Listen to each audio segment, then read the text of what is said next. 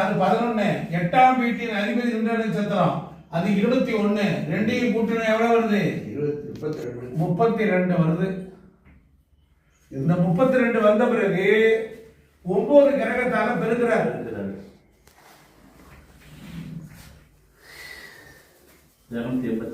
32 into 9 அது எவ்வளவு வருது?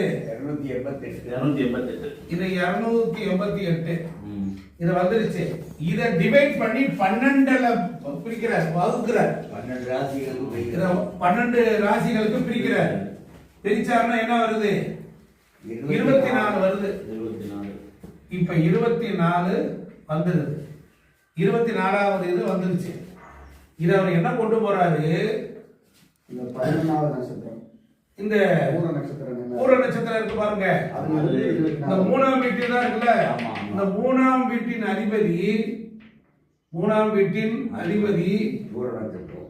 அது வந்து பூரம். அது 11. இந்த 11ல இருந்து இதுல இருந்து 24வது நட்சத்திரம் எதுவா வருமோ அதை எழுதி கொள்ள வேண்டும்.